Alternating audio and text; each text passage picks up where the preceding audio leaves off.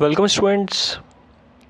History of economic thought series में आज हम टॉपिक को कवर करेंगे जिसका नाम है economic ideas of Thorstein Veblen. Thorstein Veblen के द्वारा जो इकोनॉमिक आइडियाज़ दिए गए हैं उन इकोनॉमिक आइडियाज़ के बारे में इस वीडियो में हम डिस्कस करेंगे। सबसे पहले इन्होंने थ्योरी ऑफ बिजनेस एंटरप्राइज के बारे में बताया है। इनकी जो बुक है वेबलिन इस बुक, उसमें थ्योरी ऑफ बिजनेस एंटरप्राइज जो बुक है उसी में इन्होंने एक थ्योरेटिकल एनालाइज करा है और जो अमेरिकन कैपिटलिज्म पे डिपेंड है या फिर लार्ज स्केल बिजनेस एंटरप्राइज है उनके ऊपर इन्होंने बात करी है। Veblen's book, The Theory of Business Enterprise, present a theoretical analysis of the working of the large-scale business enterprises and other institution of American capitalism. इन्होंने थ्योरी ऑफ बिजनेस एंटरप्राइज जो इनके द्वारा बुक लिखी गई थी उसमें इन्होंने थ्योरेटिकल एनालाइज दिया है किसके ऊपर, लार्ज स्केल इंडस्ट्रीज़ और अमेरिकन कैपिटलिज्म की जो इंडस्ट्रीज़ है अलग अलग उसके अंदर उसके बेसिस पे इन्होंने एनालाइज करा है। तो क्या एनालाइज करा है? According to Veblen, it is the machine that provides the scope and method to modern industry. अब वेबलिन के अकॉर्डिंग अगर देखा जाए तो मशीन जो है, टेक्नोलॉजी जो है वो एक स्कोप और मेथड प्रोवाइड करती है मॉडर्न इंडस्ट्री को। वेबलिन के मुताबिक क्या है कि अगर हमारी इंडस्ट्री में मशीन अच्छी है तो मशीन एक एफिशिएंसी ऑफ वर्क को, क्वालिटी को, इफ़ेक्टिवनेस को बहुत अच्छा बढ़ावा देगी और इससे क्या होता है, मशीन की जो कॉस्ट है, प्रोडक्शन की जो कॉस्ट है पर यूनिट वो भी यहाँ पे कम होगी। इससे बेनिफिट क्या मिलेगा? इससे बेनिफिट यहाँ पे एंटरप्रेन्योर या बिजनेसमैन को मिलेगा। तो वेबलिन के अकॉर्डिंग इनकी जो थ्योरी ऑफ बिजनेस एंटरप्राइज है उसमें इन्होंने बताया कि मशीन एक स्टैंडर्डाइज होनी चाहिए। मशीन ह्यूमन लाइफ को भी स्टैंडर्ड करती है, गुड्स को भी स्टैंडर्ड करती है, प्रोसेस भी स्टैंडर्ड करती है और कंज्यूमर के टेस्ट के अकॉर्डिंग उसको प्रोडक्ट देती है। तो मशीन का एक इंपॉर्टेंट रोल इन्होंने अपनी थ्योरी में बताया है। It had improve the efficiency of work and decrease the unit cost but this advantages of machine are not fully obtained. इसलिए इन्होंने मशीन की इम्पोर्टेंस बताई है। क्यों बताइए? क्योंकि यहाँ पे अगर जितनी अच्छी मशीन होगी उतना पर यूनिट कॉस्ट जो होगा वो कम होगा और पर यूनिट कॉस्ट का एडवांटेज कम मिलेगा जब मशीन बहुत ही इम्प्रूव में होगी, इम्प्रूव पोजीशन में होगी। इसलिए इन्होंने मशीन के एडवांटेज को इम्पोर्टेंट बताया है जो कि हर एंटरप्राइज फुलफ़िल नहीं कर पाता। इसलिए मशीन पे ध्यान देना बहुत ज़रूरी है, टेक्निकल चीज़ों पे ध्यान देना बहुत ज़्यादा ज़रूरी है। तो वेबलिन ने अपने थ्योरी में मशीन की इम्पोर्टेंस बताई है in the large scale industries और इन अ बिजनेस इंडस्ट्री जो सबसे बड़ी होती है किसी भी कंट्री में, किसी भी नेशन में और बड़ा रोल प्ले करती है। इसके बाद इन्होंने बताया Veblen therefore conclude that it is through the establishment of monopolies and monopolistic activities that the captains of industry meddle with the economic and industrial mechanism and results are wastage, depression and unemployment. तो इन्होंने अपनी theory में बताया कि monopoly जिसमें single seller होता है, monopolistic जैसे प्रोडक्ट डिफरेंशिएशन होता है, ये इंडस्ट्री के अंदर इनके आने से, इनके हस्तक्षेप करने से, इनके इंडस्ट्री सेक्टर में कदम रखने से इकोनॉमिक और इंडस्ट्रियल मैकेनिज्म का बहुत वेस्ट हुआ है। इनके अकॉर्डिंग इनकी इंपॉर्टेंस नहीं है। वेबलिन के अकॉर्डिंग वेबलिन ये कहना चाहता है कि मोनोपोलीज और मोनोपोलिस्ट एक्टिविटी इंडस्ट्रीज़ को टिकने नहीं देती है। अगर मोनोपोली आती है तो क्या होता है, इंडस्ट्रीज़ के अंदर सिंगल सेलर रह जाता है और वो अपने प्रोडक्ट को किसी भी प्राइस पर बेचता है, प्राइस डिस्क्रिमिनेशन होता है, प्रोडक्ट की कमी होती है, सप्लाई प्रॉपर नहीं हो पाती जितनी डिमांड है और महंगी प्रोडक्ट बिकती है। मोनोपोलिस्टिक एक्टिविटी में अलग अलग प्रोडक्ट होता है लेकिन सेलर कम होता है, डिफरेंट सेलर डिफरेंट प्रोडक्ट। तो ये चीज़ इनके अकॉर्डिंग यहाँ पे ये चीज़ वेस्ट है, ये डिप्रेशन लाने का काम करती है या अनएम्प्लॉयमेंट को क्रिएट करने का काम करती है। तो वेबलिन क्या कहना चाहता है कि monopolistic activities that the captains of industrial medal का मतलब यहाँ पे है किसी चीज़ के अंदर आप हस्तक्षेप कर रहे हो यानी कि रुकावट डाल रहे हो। तो इंडस्ट्रीज़ के बीच में रुकावट डालने वाला, इंडस्ट्रीज़ की जो ग्रोथ के बीच में रुकावट डालने वाला कौन है? मोनोपोलीज और मोनोपोलिस्टिक एक्टिविटीज़ है। तो वेबलिन के अकॉर्डिंग ये चीज़ें वेस्ट है, ये चीज़ें डिप्रेशन लाती है। क्यों? क्योंकि अगर ये चीज़ें रहेगी तो इससे क्या होगा, इससे प्रोडक्ट की डिमांड जो है वो अफेक्ट होगी, इससे अनएम्प्लॉयमेंट क्रिएट होगा, इससे रिसोर्सेज का फुल्ली यूटिलाइज नहीं होगा, इसलिए वेस्ट को कहते हैं। और डिप्रेशन कब आएगा? जब कंजम्पशन, प्रोडक्शन, डिस्ट्रीब्यूशन, एक्सचेंज ये सारी चीज़ें धीरे धीरे कम होगी तो इकोनॉमिक डिप्रेशन आ जाएगा, प्रॉस्पेरिटी ख़त्म हो जाएगी, ग्रोथ ख़त्म हो जाएगी, डिप्रेशन का टाइम आ जाएगा, इकोनॉमी से हमारी जीडीपी कंट्री की अफेक्ट होगी। तो इस चीज़ को वेबलेन ने भी कंक्लूड करा है कि मोनोपोली और मोनोपोलिस्टिक एक्टिविटी ये सबसे बड़ा कारण है जो इंडस्ट्रीज की ग्रोथ के अंदर रुकावट डालता है। एक तरीके से अगर देखा जाए बाकी इकोनॉमिक्स के व्यू से तो ये सही भी है, लेकिन ये कंसेप्ट जो है वो अगर ज़्यादा बड़ा होता है मोनोपोली या मोनोपोलिस्टिक एक्टिविटी का तो अनएम्प्लॉयमेंट जैसी समस्या पैदा हो जाती है, क्योंकि डिमांड अफेक्ट होती है। लेकिन इस कारण से क्या होता है, प्राइस जो है वो भी अफेक्ट होगी। प्राइस ज़्यादा पे ये मोनोपोली जो एक्टिविटी होती है ज़्यादा प्राइस में या मन मर्जी प्राइस से या डिस्क्रिमिनेशन जो रखते हैं प्राइस में, वो बहुत ज़्यादा अफेक्ट करता है। तो वेबलेन ने इस चीज़ को भी यहाँ पे हटाने की बात कही है। तो इसके बाद इन्होंने बात करा है कोऑपरेशंस के बारे में। According to Veblen, technological basis of industries has given rise to a new form of business or enterprise, namely cooperation. अब cooperation का इम्पोर्टेंस इन्होंने बताई। cooperation क्या होती है?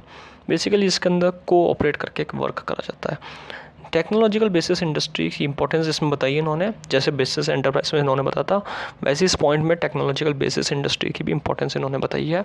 और कोऑपरेशन नाम की जो वर्ड है इसको इन्होंने बहुत अच्छी तरीके से बताया है कि एक नए तरीके का बिजनेस है, इसमें टेक्नोलॉजी का बहुत यूज़ होता है और सब लोगों का कोऑपरेट होता है, इसलिए इसको इन्होंने कोऑपरेट क्रेडिट सिस्टम दे दिया। कोऑपरेट क्रेडिट सिस्टम का मतलब यहाँ पे कि सबके साथ सबकी भलाई, कि जो जो लोग कंट्रीब्यूशन कर रहे हैं उनकी भलाई, साथ ही साथ कंज्यूमर की भलाई, और कंज्यूमर को लोअर प्राइस पे प्रोडक्ट मिलता है। तो ये सबसे इम्पॉर्टेंट इन्होंने बताया कि कोऑपरेशन या कॉर्पोरेट क्रेडिट सिस्टम जो है वो बहुत अच्छा होना चाहिए।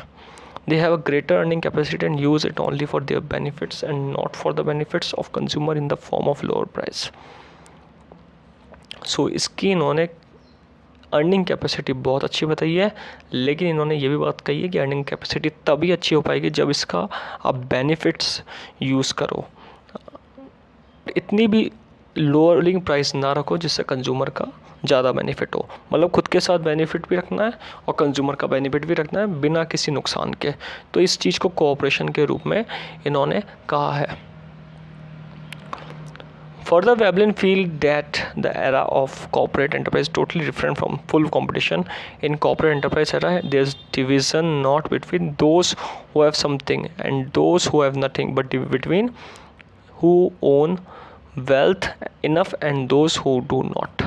अब इस चीज़ के ऊपर इन्होंने वेबलेन ने क्या कहा है कि जो कॉर्पोरेट एंटरप्राइज के जो युग चल रहा है आज के टाइम में, जो कॉर्पोरेट एंटरप्राइज चल रही है जो फुल कंपटीशन के साथ मार्केट में है, तो उसमें किस चीज़ के ऊपर डिवीज़न नहीं है। यहाँ पे डिवीज़न उन चीज़ों के बारे में नहीं है जो जिनके पास बहुत कुछ है और जिनके पास कुछ भी नहीं है, बल्कि उन चीज़ों के बारे में जिनके पास वेल्थ है और जिनके पास वेल्थ नहीं है। तो आज के टाइम में यही इंपॉर्टेंस इन्होंने बताई है, जैसा कि देखते हैं मॉडरेट टाइम में कि वेल्थ ज़्यादा है वही आगे बढ़ रहा है और जिनके पास वेल्थ नहीं है वो आगे नहीं बढ़ रहे। तो समथिंग और नथिंग का डिफरेंस ख़त्म होके वेल्थ और वेल्थ नॉट का डिफरेंस आ गया है। इसलिए इन्होंने बताया कि कॉर्पोरेशन अगर साथ में रखेंगे तो वेल्थ और वेल्थ नॉट का जो डिफरेंस है वो ख़त्म हो जाएगा। इससे बैकवर्ड कम्युनिटी, बैकवर्ड अनएम्प्लॉयमेंट और पुअर और पोवर्टी को जो फेस कर रहे हैं उन लोगों को भी यहाँ पे मदद मिलती है। तो इसलिए वेबलिन ने इस चीज़ की इंपॉर्टेंस यहाँ पे बताई है। कॉर्पोरेट एंटरप्राइज की जो वेल्थ और डू नॉट वेल्थ है उनका डिफरेंस यहाँ ख़त्म हो जाएगा। रिच रिच नहीं बनता जाएगा और पुअर पुअर नहीं होता जाएगा। इनका जो डिस्क्रिमिनेशन है वो यहाँ पे कोऑपरेटिव सोसाइटी या कोऑपरेटिव एंटरप्राइज से धीरे धीरे ख़त्म होगा, क्योंकि इसमें अनएम्प्लॉयमेंट जैसी समस्या ख़त्म होगी, लोअरिंग प्राइस पे प्रोडक्ट मिलेगा, एम्प्लॉयमेंट क्रिएट होगा, बैकवर्ड सेक्टर को हेल्प मिलेगी, इंडस्ट्रीज़ यहाँ पे किसी भी एरिया में जो बैकवर्ड है वहाँ पे इंडस्ट्रीज़ ओपन होगी। तो that is a very good benefit of corporations and cooperative enterprises. इसके बाद इन्होंने लेज़र क्लास की बात करी है। लेज़र क्लास पे इन्होंने पॉइंट करा है कि लेज़र क्लास जो होती है, पहली बात तो लेज़र क्या होती है, जो बिल्कुल नॉर्मली वर्क करता है, आरामदायक तरीके से वर्क करते हैं, जो कभी भी जिनको कोई कमी नहीं होती एक तरीके से जो क्लास, ऐसी क्लास जो बेसिकली अपने बेनिफिट के लिए वर्क कर चुकी होती है और इजीली वो अपने टाइम को स्पेंड करता है। इनको ज़्यादा कुछ काम नहीं करना पड़ता, खाली समय इनके पास बहुत ज़्यादा होता है, फुर्सत वाले लोग ये बहुत ज़्यादा होता है। तो इन्होंने लेज़र क्लास की बात करी है जो कि बहुत आरामदायक क्लास मानी गई है। Veblen pointed out that laser class was an ancient institution in almost every society. Upper class men are exempted from industrial occupation which express their superior rank. This class based on the ownership of property was aggressive. It never helped in providing the necessaries of life. It was always interested in getting money.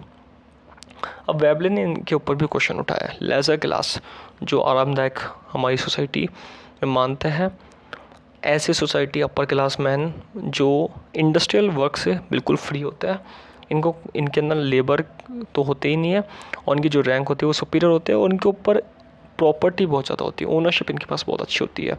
कई laser class पे खूब property होती है और ये कभी भी necessary के लिए काम भी नहीं करते और हेल्प भी नहीं करते। तो बेसिकली इनका मोटिव क्या है? इनका मोटिव है मनी को क्रिएट करना, ज़्यादा से ज़्यादा मनी क्रिएट करने में लगे रहता है। Veblen regards activity of this class as waste because they do not serve human wellbeing. अब इन्होंने लेज़र क्लास पे क्वेश्चन उठाया। लेज़र क्लास के ऊपर क्वेश्चन एक तरीके से इनडायरेक्टली रूप से ये कह रहे हैं कि अनप्रोडक्टिव क्लास है, ये टाइम को वेस्ट करते हैं, ये ह्यूमन वेलबींग पे काम नहीं करते, जीडीपी के कंट्रीब्यूशन में इनका कोई रोल, बहुत कम रोल होता है। तो बेसिकली प्रोडक्टिव नहीं है। इस चीज़ को इन्होंने बताया कि प्रोडक्टिव होना ज़रूरी है। अनप्रोडक्टिव जो क्लास है वो लेज़र क्लास है, तो इनको प्रोडक्टिव होना बहुत ज़्यादा ज़रूरी है। The culture of this class was somewhat savage like because of dress, its dress, ways of living, expenditure, etc. This class spend much time, money and energy on unproductive thing. तो इनका काम क्या है? इनका काम है money create करना और अनप्रोडक्टिव थिंग रखना। इसलिए कई बार कहा जाता है कि ऐसी चीज़ें ना खरीदें जो आपकी ज़रूरतों की चीज़ों को भी बेचने पर मजबूर करता है। तो बेसिकली इस चीज़ को इन्होंने इसी तरीके से बताया कि अनप्रोडक्टिव थिंग्स ना खरीदें। लेज़र क्लास ये ज़्यादा करती है ड्रेस, वेज ऑफ लिविंग को सुधारने में लगी रहती है या फिर अनगिनत एक्सपेंडिचर करती है और इनका अनप्रोडक्टिव मूवमेंट ज़्यादा होता है, प्रोडक्टिव मूवमेंट नहीं होता। इसलिए इन्होंने लेज़र क्लास के कंट्रीब्यूशन की भी बात अपने इकोनॉमिक आइडियाज़ में दी है कि लेज़र क्लास अगर अच्छी होगी, किसी भी कंट्री के अंदर वर्क करने वाली होगी, तो बेसिकली फिर वहाँ पे प्रोडक्टिव मूवमेंट जो होगा वो बढ़ेगा, कंट्री की इकोनॉमिक ग्रोथ बढ़ेगी, जीडीपी को कंट्रीब्यूट करने वाले में डिस्क्रिमिनेशन पैदा नहीं होगा। सो वेरी इंपॉर्टेंट पॉइंट ये इन्होंने बताया है। इसलिए 20% जो रोल है वो लेज़र क्लास का है। अगर ये प्रोडक्टिव हो जाएगा तो कंट्री के अंदर इकोनॉमिक ग्रोथ तेज़ी से इंक्रीज होगी। On the other hand, in the society there has developed a class which does not have enough money but which is faithful to the rich and is always subservient to it. अब इसमें इन्होंने दूसरी class की importance बताई है जो कि develop है बट इतना मनी नहीं है, जैसे मिडिल क्लास, लेकिन कंट्रीब्यूशन बहुत ज़्यादा इनका, ये रिच के लिए फेथफुल है। तो इस क्लास का जो पोर्शन है वो हमारी कंट्री में ज़्यादा है बट ये लेज़र क्लास को भी सपोर्ट करता है और अपनी बेसिक नीड को भी पूरी नहीं कर पाता प्रॉपरली। तो इस क्लास की इम्पोर्टेंस इन्होंने बताई कि ये क्लास प्रोडक्टिव मूवमेंट पे बहुत काम करती है और जितना ज़्यादा प्रोडक्टिव मूवमेंट पे काम करती है उतना इनको सपोर्ट मिलता है, लेकिन लेज़र क्लास इनका सपोर्ट नहीं करती है। तो ये एक क्वेश्चन मार्क वाला पॉइंट आता है कि लेज़र क्लास के सपोर्ट करते हैं जो अपर क्लास होता है, लेकिन लेज़र क्लास इनका सपोर्ट नहीं करती, इसलिए इनकी जो बेसिक नीड होती है कई बार पूरी नहीं हो पाती। तो लेज़र क्लास अगर ये काम करेगी, वर्क करेगी, प्रोडक्टिव मूवमेंट में योगदान देगी, तो बेसिकली इनका भी जो मिडिल क्लास है और लोअर क्लास है इनका भी बेनिफिट होगा और कंट्री का ग्रोथ भी तेज़ी से बढ़ेगा क्योंकि इनका पोर्शन जो है वो ज़्यादा है, ये जो मिडिल क्लास और लोअर क्लास है। तो इसलिए इन्होंने लेज़र क्लास की इम्पोर्टेंस, लेज़र क्लास को बढ़ाने की बात कही है, कि वर्क करने के लिए बात कही है, प्रोडक्टिव मूवमेंट के ऊपर ध्यान देने की बात कही है। अब वैल्यू पे उन्होंने बात करी है। वैल्यू पे इन्होंने क्या है, Veblen differentiated between economic value and pecuniary value. Economic value जो इकोनॉमिकली मार्केट में है, और पिक्यूनरी वैल्यू मतलब जो मनी से रिलेटेड, यानी कि जो आपने स्पेंड करी है। तो दोनों के बीच में डिफरेंस बताया, इकोनॉमिक वैल्यू क्या होती है और पिक्यूनरी वैल्यू क्या होती है। The end product produce by the industrial system possessed economic value. अब जो प्रोडक्ट बनाती है इंडस्ट्री वो क्या है, economic value. A commodity has economic value which satisfy both individual and social need। अब यहाँ पे किसी भी कमोडिटी की इकोनॉमिक वैल्यू है, जैसे मार्केट में कोई प्रोडक्ट आया और वो एंड प्रोडक्ट इंडस्ट्रियल सिस्टम ने इस पर एक प्राइस लगा दी, वो दोनों को सेटिस्फाई करेगी। इंडिविजुअल भी सही तरीके से, एक तो इंडिविजुअल मार्केट में कोई प्रोडक्ट लेने जाता है तो उसकी वैल्यू को इजीली जज करके वो ख़रीद भी लेगा, डिमांड भी क्रिएट होगी और सोशल नीड भी पूरी होगी, और जो इंडस्ट्रियल की नीड है वो भी नीड पूरी होगी। As against economic value, pecuniary value और exchange value is the final product of an industry. अब इन्होंने इसमें क्या कहा है, पिक्यूनरी वैल्यू। पिक्यूनरी वैल्यू मतलब जो मार्केट प्राइस है, तो ये फाइनल प्रोडक्ट की वैल्यू है। It is psychological rest and uncertain foundation of vendibility, that is the capacity of an article to bring the pecuniary gain of it to its owner. और अगर pecuniary को कहा जाए तो एक तरीके से मन मर्जी से ली जाने वाली वैल्यू, जो कौन चार्ज करता है, मार्केट में सेलर चार्ज करता है। तो इन्होंने ये बताया कि पिक्यूनरी वैल्यू अगर सही रहेगी तो साइकोलॉजिकल एक सेटिस्फेक्शन कंज्यूमर को भी मिलेगा, क्योंकि मार्केट में प्रोडक्ट की प्राइस अगर सही लेंगे तो कंज्यूमर भी साइकोलॉजिकली सेटिस्फाई होगा, साथ ही साथ यहाँ पे प्रोड्यूसर भी सेटिस्फाई होगा। लेकिन पिक्यूनरी गेन या बहुत ज़्यादा हाई गेन या फिर अनसर्टेन गेन के ऑब्जेक्ट को लेकर अगर कोई सेलर काम करता है तो वहाँ पे बेसिकली कंज्यूमर भी साइकोलॉजिकल अफेक्ट होता है और सेलर को शॉर्ट टर्म गेन होने के बाद लॉन्ग टर्म बेनिफिट नहीं मिलता है। तो इन्होंने डिफ्रेंशिएट करा है इकोनॉमिक वैल्यू और पिक्यूनरी वैल्यू के बारे में, कि वैल्यू ऐसी होनी चाहिए जो बेसिकली सही हो, जिससे इंडिविजुअल सोशल नीड और सेलर भी सेटिस्फाई हो सके। पिक्यूनरी वैल्यू जो मार्केट वैल्यू है वो इतनी अफेक्ट नहीं होनी चाहिए, इतनी हाई नहीं होनी चाहिए जिससे कंज्यूमर प्रोडक्ट को खरीद ही नहीं पाए, या कंज्यूमर प्रोडक्ट को खरीदने के बाद अगेन डिमांड नहीं करे, साइकोलॉजिकल अनसेटिस्फेक्शन जो होता है वो क्रिएट ना हो। और इकोनॉमिक वैल्यू कैसी होनी चाहिए, कम कॉस्ट में ज़्यादा से ज़्यादा प्रोडक्ट बनाए, that is economic value. Job value, rent पर लैंड पर रेंट, लेबर को वेजेस, कैपिटल पर इंटरेस्ट या प्रॉफिट जो देते हो बिजनेसमैन को, वो सारी वैल्यू इकोनॉमिक वैल्यू है। तो ये ऐसी वैल्यू होनी चाहिए जो ये भी सेटिस्फाई हो जाए और कॉस्ट भी ज़्यादा नहीं पड़े। इसलिए इन्होंने डिफ्रेंशिएट करके बताया दोनों वैल्यू में इकोनॉमिक वैल्यू क्या होती है और पिक्यूनरी वैल्यू क्या होती है, दोनों के बारे में इन्होंने बताया। इकोनॉमिक वैल्यू जो कि एक तरीके से कॉस्ट है सेलर की, जो वैल्यू दे रहा है, जिन्होंने कंट्रीब्यूशन करा प्रोडक्ट बनाने में, जैसे लैंड पर रेंट, लेबर को वेजेस, कैपिटल पर इंटरेस्ट, एंटरप्रेन्योर को प्रॉफिट। और पिक्यूनरी वैल्यू जो कंज्यूमर दे रहा है सेलर को। तो दोनों के बीच में डिफरेंस है और दोनों सही होनी चाहिए, दोनों से इंडिविजुअल सोशल और मार्केट की नीड और सेलर की नीड पूरी होनी चाहिए, ऐसी वैल्यू होनी चाहिए। यानी कि इसमें कोई अनसेटिस्फाई और सेटिस्फाई का डिफ्रेंसिएशन नहीं होना चाहिए। अगर सेलर सेटिस्फाई है तो बायर भी सेटिस्फाई होना चाहिए। इस प्रोडक्ट को, इसके ऊपर इन्होंने प्रोडक्ट की बात कही है। क्लास कन्फ्लिक्ट के ऊपर इन्होंने बताया, क्लास कन्फ्लिक्ट यानी कि प्रोडक्टिव क्लास या फिर लेज़र क्लास, जैसा हमने लेज़र वाला पॉइंट पढ़ा था उसी के अकॉर्डिंग, उसी जैसा ये थोड़ा सिमिलर पॉइंट है। According to Veblen, under the existing system of production that society was divided into two classes, productive and leisure class. Veblen क्या कहता है कि सोसाइटी दो क्लास में बटी हुई है, एक तो प्रोडक्टिव क्लास है और एक लेज़र क्लास है। प्रोडक्टिव यानी कि जो काम करती है, ज़्यादातर इंडस्ट्रीज़ में इंगेज है, मिडिल और लोअर क्लास, और लेज़र मतलब upper class. While dealing with the concept of class organization, he introduced another concept that of cultural lag। Cultural lag के ऊपर इन्होंने बहुत इंपॉर्टेंट बताई है। तो कल्चर लैग कैसे चेंज हुआ, लेज़र और प्रोडक्टिव में कैसे डिफरेंस हुआ है, टेक्नोलॉजिकल की वजह से। टेक्नोलॉजी जैसे जैसे इम्प्रूव होती गई वैसे वैसे इकोनॉमिक्स इंस्टीट्यूशन सेटअप होते गए, लेज़र क्लास और प्रोडक्टिव क्लास में डिफरेंस बढ़ने लग गया, ह्यूमन बिहेवियर चेंज होने लग गया, क्लास कन्फ्लिक्ट होने लग गया। तो इन्होंने सबसे बड़ा जो क्लास कन्फ्लिक्ट का जो डिफ्रेंसिएशन है या क्लास में जो भेदभाव है उसका जिम्मेदार टेक्नोलॉजी चीज़ों को बताया, क्योंकि टेक्नोलॉजी के आने से कई जॉबें कन्वर्ट हुई है, बट कई जॉबें बहुत सारी चली भी गई है। जो हैंडमेड प्रोडक्ट बनते थे या जो चीज़ लेबर पुअर सेक्टर था जो ज़्यादा था, वो जॉब यहाँ पे चले गई है। तो that is a very biggest concern, ये बहुत एक चिंता का विषय था। To the Veblen, the technological change was the most important factor, and that changed the economic institution and through them. The human behavior, he emphasized the fact that class conflict arose out of cultural lag. Cultural lag की वजह से class conflict तेजी से बढ़ा है। उसके बाद इन्होंने ट्रेड साइकिल पे बोला है, बिजनेस साइकिल पे। Veblen noticed the society there was two classes of people, one busy supplying the requirement of human society and other was engaged in speculation and profit making।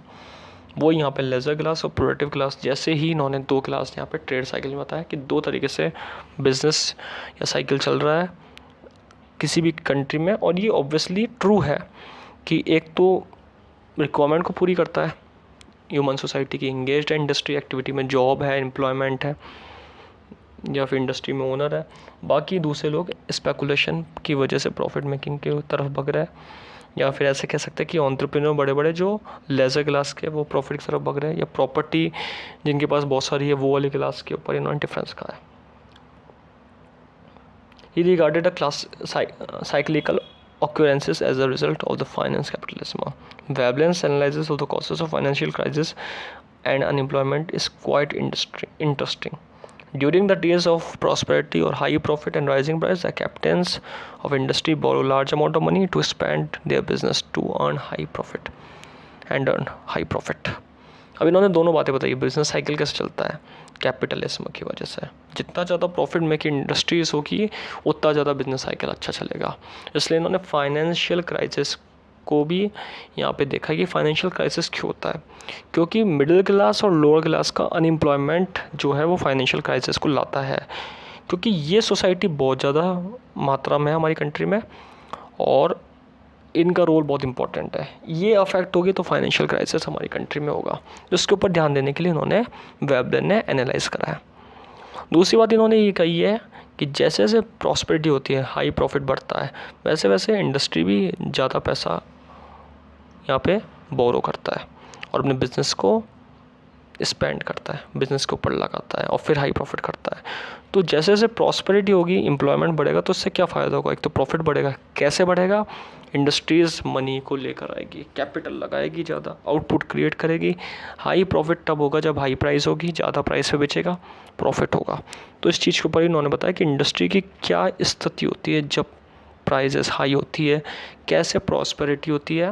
Prosperity तब होती है जब industries basically high price पे, high profit पे business में money spend करती है और बिज़नेस में मनी स्पेंड करने के बाद यहाँ पे हाई आउटपुट के साथ पैसा कमाती है। तो इस चीज़ के ऊपर भी इन्होंने बात कही है। ऐसे इन्होंने बैंक की सिचुएशन बताई कि during the prosperity the bank increase their rate of interest and hence the capitalist value of prospective income decline. अब यहाँ पे बैंक बताइए कि लोन जब देती है बैंक तो इंटरेस्ट रेट हाई कब करती है? जब प्रॉस्पेरिटी होती है, इसलिए यहाँ पे इनकम डिक्लाइन होती है। तो यहाँ पे एक ये भी पॉइंट है कि अगर बैंक भी जब प्रॉस्पेरिटी होती है तो बैंक भी लोन की इंटरेस्ट रेट बढ़ा देती है और इससे क्या होता है कि लोग लोन जब लेते हैं तो उनकी इनकम पे इफेक्ट पड़ता है सीधा और इनकम डिक्लाइन होती है। अफेक्ट होती है इनकम जब पैसा यहाँ पे ज़्यादा देती है। तो दोनों तरफ से अफेक्ट होती है प्रॉस्पेरिटी में। एक तरीके से हाई प्रॉफिट के लिए प्राइस भी हाई हो जाती है और इनकम हाई क्रिएट करता है, लेकिन इनकम डिक्लाइन कब होती है? जब बैंक से लोन लेते तो इंटरेस्ट या बैंक को रेट ऑफ इंटरेस्ट जो देते हैं वो यहाँ पे ज़्यादा देना पड़ता है, तो इससे डायरेक्टली इनकम पे भी इफेक्ट पड़ता है।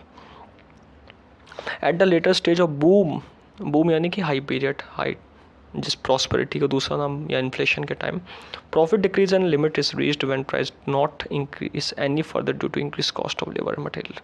और कई बार ऐसे भी होता है कि प्रॉफिट डिक्रीज हो जाता है अगर कॉस्ट बढ़ जाए तो, जैसे लेबर की या फिर रॉ मटेरियल की जो भी है, क्योंकि जब चीज़ें महंगी होगी मार्केट में तो चीज़ें महंगी होने से क्या होगा? लेबर इफेक्ट होगा, मटेरियल इफेक्ट होगा। मटेरियल महंगा होगा, लेबर ही बोलेगा वेजेस ज़्यादा दो, तो ये चीज़ें भी इफेक्ट होगी। जब इनको देंगे तो वापस से प्रॉफिट डिक्रीज होगा। तो इन्होंने ट्रेड साइकिल पे पूरा एनालाइज कर दिया कि प्रॉस्पेरिटी से डिप्रेशन भी आता है और डिप्रेशन से प्रॉस्पेरिटी भी होती है। जब प्रॉस्पेरिटी आता है तो सारी चीज़ें महंगी हो जाती है, जब चीज़ें महंगी हो जाती है तो कॉस्ट भी बढ़ जाती है, जब कॉस्ट बढ़ जाती है तो प्रॉफिट वापस डिक्रीज होता है, फिर वहाँ पे ये साइकिल चलता ही रहता है। Bank loans become costlier due to the pressure by the creditors for the return of loans. अब बैंक लोन क्यों बढ़ता है, कॉस्टलियर क्यों बढ़ता है? क्योंकि यहाँ पे क्रेडिटर्स जो होते हैं वो लोन के लिए ज़्यादा अप्लाई करता है, तो वहाँ पे रेट ऑफ इंटरेस्ट बढ़ जाता है। The business can get nervous, this leads to failure of best establishment firm in the market, ultimately crisis occur. अब बिजनेसमैन को जब लोन नहीं मिलता तो वो नर्वस होता है और प्रोडक्टिव अनप्रोडक्टिव में कन्वर्ट होता है। इसलिए रेट ऑफ इंटरेस्ट जब बढ़ता है बैंक का तो बिजनेसमैन भी अफेक्ट होता है। बिजनेसमैन को लोन नहीं मिलता है, लोन में ज़्यादा पैसा लेता है, तो उस समय अगर प्रोडक्टिविटी नहीं होती, डिमांड नहीं होती, तो उसका बिजनेस भी अफेक्ट होगा, आउटपुट क्रिएट नहीं करेगा लोन के पैसे से और वो बिकेगा नहीं। आउटपुट क्रिएट करने के बाद लोन के पैसे से जब आउटपुट क्रिएट करेगा तो वो प्रोडक्ट बिकेगा नहीं, डिमांड क्रिएट नहीं होगी, तो वहाँ पे क्राइसिस चालू होगा। तो ये एक फेलियर का यहाँ पे सोर्स भी हो जाता है कई बार कि बैंक लोन जब कॉस्टलियर हो जाता है तो इससे क्रेडिटर के ऊपर भी प्रेशर बनता है और बिजनेसमैन के ऊपर भी प्रेशर बनता है। According to Veblen competition is the root of all cyclic. इसलिए इन्होंने साइक्लिकल डिप्रेशन जो बताया पहले कि प्राइस बढ़ेगी, प्रॉफिट इंक्रीज होगा, फिर लोन की रेट इंक्रीज होगी, फिर चीज़ें महंगी होगी, आउटपुट बढ़ेगा हाई प्राइस पे, फिर डिक्रीज होगा, फिर क्राइसिस आएगा, फिर इंक्रीज होगा। तो ये साइक्लिकल डिप्रेशन का सबसे मेन जो रोल है वो है कॉम्पिटिशन। कॉम्पिटिशन को वेबलेन ने रूट माना है जितने भी साइक्लिकल या ट्रेड साइकिल डिप्रेशन आता है। He therefore suggested that government expenditure in inefficient and low-cost public work and preparation for war can ease the pressure of competition. अब इन्होंने कंपटीशन जो है प्रेशर का, जो कंपटीशन का जो प्रेशर है उसको कम करने के लिए उन्होंने क्या क्या सजेशन दिए। जैसे गवर्नमेंट एक्सपेंडिचर अच्छा होना चाहिए, गवर्नमेंट पब्लिक पे जो लगाती है टैक्स लेकर के वो सही होना चाहिए, लो कॉस्ट पे पब्लिक वर्क होना चाहिए, और अच्छी तरीके से जैसे प्रिपरेशन फॉर वॉर या फिर ये पब्लिक वर्क है, ये सारी चीज़ें अगर गवर्नमेंट अच्छे तरीके से करेगी, लोगों का पैसा प्रॉपर्ली यूज़ करेगी, सही जगह लगाएगी, तो यहाँ पे एक कंपटीशन का जो प्रेशर है वो इजी हो जाएगा, मोनोपोलिस्ट ख़त्म होंगे and reduce the power of monopolist, और प्राइस डिस्क्रिमिनेशन भी ख़त्म होगा अगर मोनोपोलिस्ट ख़त्म होंगे तो। In any case he was not in favour of ओवरथ्रोइंग private capitalism. Private capitalism भी जो है वो चीज़ ख़त्म हो जाएगी कि प्राइवेट प्रॉपर्टी के ऊपर जो स्टेक है वो चीज़ें कम होगी। और इन्होंने ये भी बात कही है कि जो मनी मेकर के ऊपर काम करता है, जैसे कुछ प्रोड्यूसर्स होते हैं सिर्फ मनी के लिए काम करते हैं, प्रोडक्ट में एफिशिएंसी नहीं रखते, वो चीज़ भी ख़त्म हो जाएगी क्योंकि कंपटीशन बढ़ेगा तो बेसिकली प्रोडक्ट भी अच्छे आएंगे, प्रोडक्ट की एफिशिएंसी बढ़ेगी, अंडर वैल्यू प्रोडक्टिविटी नहीं होगी, अच्छी प्रोडक्टिविटी होगी, प्रॉफिट भी अच्छा होगा। तो इन्होंने सीधी बात, इन्होंने सारे जो रूट कहा है वो है डिप्रेशन का कंपटीशन मार्केट में अच्छा होगा, गवर्नमेंट लोगों के लिए काम करेगी, बेसिकली गवर्नमेंट एक्सपेंडिचर अच्छा होगा, पब्लिक वर्क अच्छा होगा, तो इससे जो चीज़ कमी है, मोनोपोलिस्ट क्रिएट हो रहा है या फिर प्राइस डिस्क्रिमिनेशन क्रिएट हो रहा है या ओवरथ्रोइंग प्राइस हो रही है या प्रॉफिट मेकिंग की तरफ ओनली ध्यान दिया जा रहा है, या कुछ प्रोड्यूसर है जो अंडर वैल्यू प्रोडक्ट बना के ओनली मनी मेकिंग पे ध्यान दे रहा है, वो सारी चीज़ें ख़त्म हो जाएगी और प्रोडक्ट अच्छा आएगा, मार्केट में डिमांड बढ़ेगी और इस तरीके से इनकम भी क्रिएट होगी। तो ये इन्होंने अपने पॉइंट में बताया है। इंस्टीट्यूशन की उन्होंने सिग्निफिकेंस बताया, यानी कि इंपॉर्टेंस बताया। Veblen considered the entire civilization as a scheme of institution. He believed that the human behavior ultimately develop into an institution.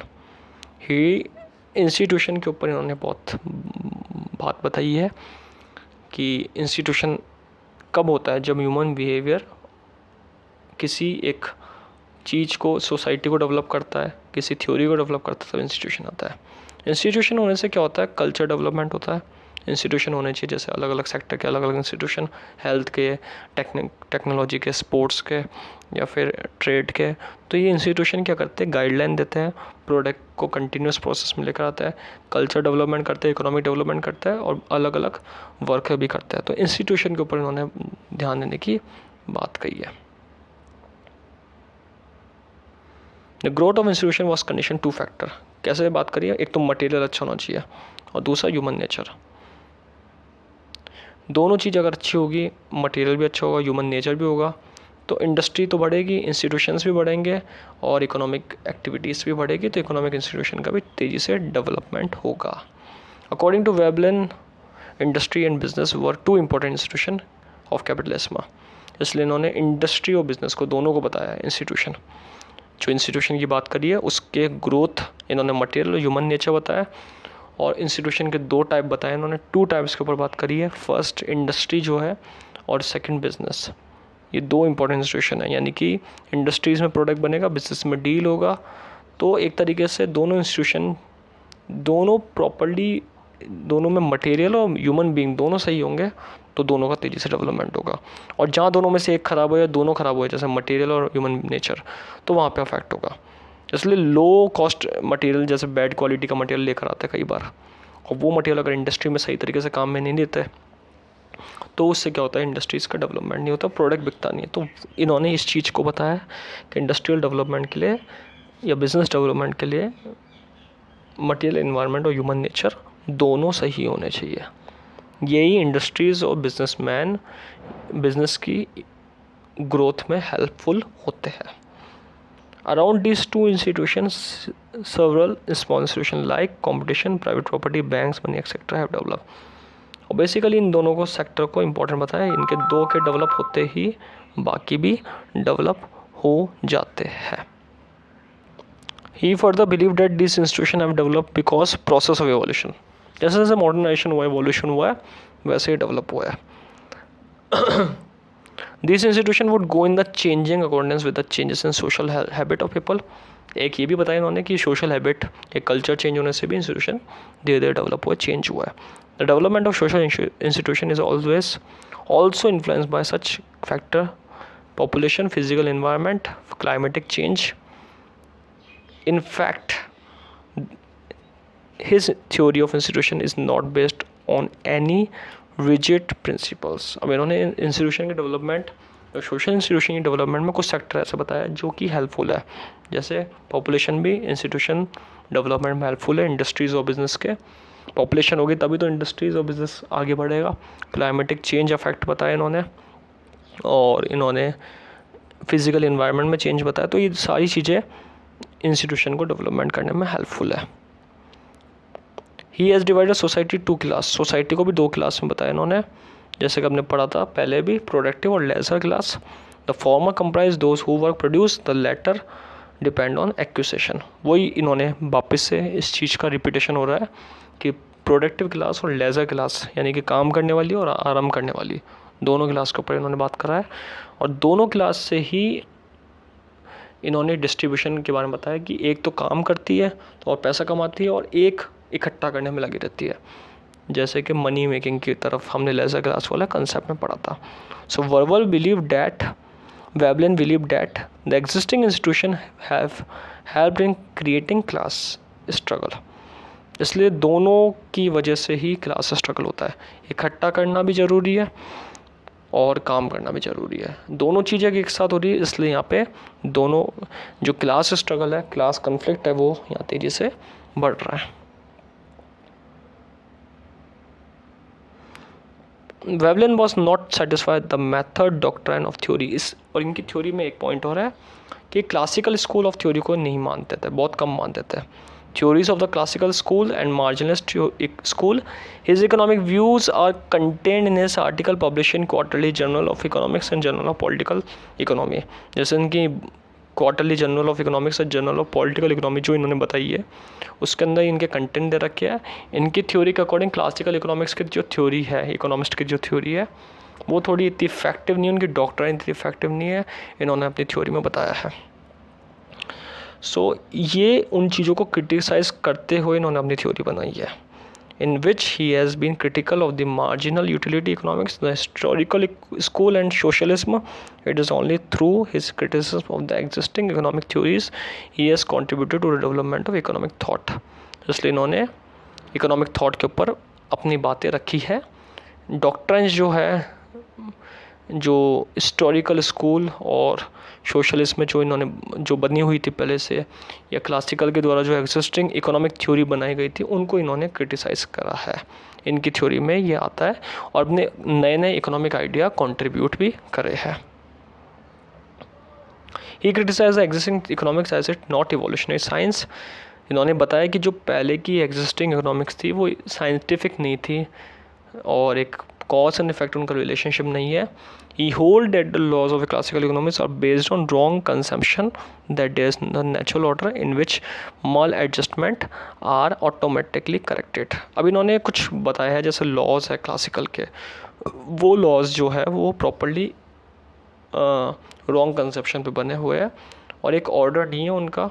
तो इन्होंने अपने थ्योरी में ऑर्डर भी दिया है और इनके जो थ्योरी में एडजस्टमेंट है वो सारी हर्डल्स या हिंड्रेंस जो थी जो पुराने मिसकंसेप्शंस हैं उनको सही करने वाले बताया है। तो इन्होंने अपनी थ्योरी में ऑटोमेटिकली करेक्टेड आइडियाज़ को भी बताया जो कि इकोनॉमिक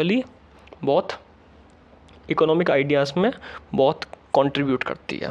तो बेसिकली जो लास्ट वाले पॉइंट है उसमें ये बताया गया है कि इन्होंने क्लासिकल इकोनॉमिक थ्योरी का क्रिटिसाइज़ करा है और अपनी थ्योरी की इंपॉर्टेंस ज़्यादा बताई है, उसको ऑटो करेक्ट करके इन्होंने सिंप्लीफाई करा है। तो बेसिकली इस वीडियो में हमने पढ़ा history of economic thought, economic ideas of Thorstein Veblen, जिसमें वेबलिन ने अपने मेन इकोनॉमिक आइडियाज़ को बताया है। तो इसी तरह की वीडियो को गेट करने के लिए हमारे चैनल को लाइक, शेयर एंड सब्सक्राइब करें। वीडियो कैसा लगा कमेंट करें। Thank you.